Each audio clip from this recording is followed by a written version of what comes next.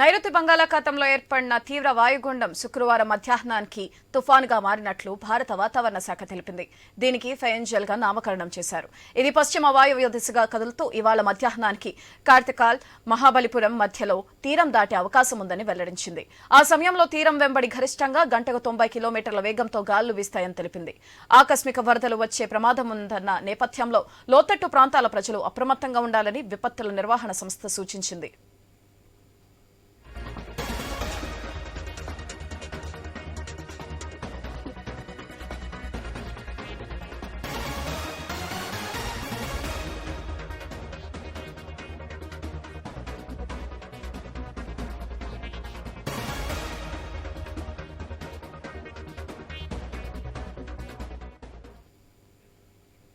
ఇక ఏపీలోని కొన్ని ప్రాంతాల్లో భారీ నుంచి అత్యంత భారీ వర్షాలు కురిసే అవకాశం ఉందని విశాఖ తుఫాను హెచ్చరికల కేంద్రం తెలిపింది. పొట్టి శ్రీరాములు, నెల్లూరు, తిరుపతి, చిత్తూరు, అన్నమయ్య, వైఎస్ఆర్ జిల్లాల్లో ఆకస్మికంగా వరదలు వచ్చే ప్రమాదం ఉందని హెచ్చరించారు. సముద్రం అలజడిగా మారిన నేపథ్యంలో మత్స్యకారులు వేటకు వెళ్లవద్దని సూచించింది. కృష్ణపట్నం పోర్టుకు 3వ నెంబరు, విశాఖపట్నం, మచిలీపట్నం, నిజాంపట్నం, కాకినాడ, గంగవరం పోర్టులకు 2వ నెంబర్ హెచ్చరికలు జారీ చేశారు. తుఫాన్ ప్రభావంతో తమిళనాడులోని 7 జిల్లాలకు రెడ్ అలర్ట్ జారీ చేశారు. దీనిపై మరింత సమాచారం మా ప్రతినిధి రాజు ఫోన్ లైన్ ద్వారా అందిస్తారు. రాజు,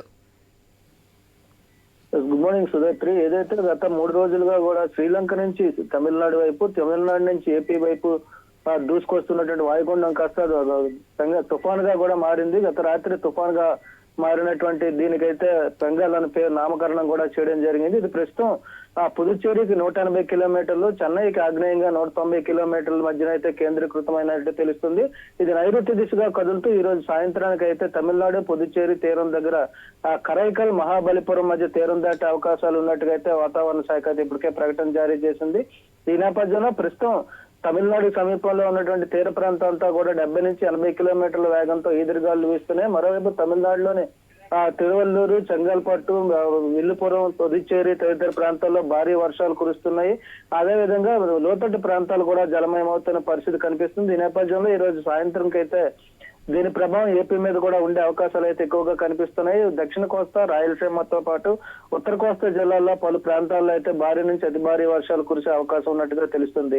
ఈ నేపథ్యంలో ఈ రోజు అయితే నెల్లూరు, అన్నమయ్య, తిరుపతి, చిత్తూరు, బాపట్ల జిల్లాలకైతే వాతావరణ శాఖ రెడ్ అలర్ట్ జారీ చేసింది. అదేవిధంగా లోతట్టు ప్రాంతాల ప్రజలు కూడా అప్రమత్తం చేస్తుంది. ఇప్పటికే ఈ ప్రాంతాల్లో ఏవైతే నెల్లూరు, అన్నమయ్య, తిరుపతి, చిత్తూరు జిల్లాల్లో అయితే ఈదురుగాలులతో కూడినటువంటి వర్షాలు కూడా పడుతున్న పరిస్థితి, మరింత పెరిగే అవకాశాలు కూడా ఉన్నట్టు వాతావరణ శాఖ అయితే ప్రకటించింది. మరోవైపు ప్రకాశం, కడప, అనంతపురం, సత్యసాయిబాబా జిల్లాల్లో అయితే ఎల్లో అలర్ట్ కూడా జారీ చేసింది. ప్రాంత ప్రజలందరూ కూడా ఇప్పటికైనా సురక్షిత ప్రాంతాల్లోకి వెళ్లేందుకు సిద్ధంగా ఉండాలంటూ కూడా హెచ్చరికలు జారీ చేసింది. దీంతో పాటు వచ్చేటువంటి 3 రోజుల పాటు కూడా సముద్రం అల్లకల్లోలంగా ఉంటుంది.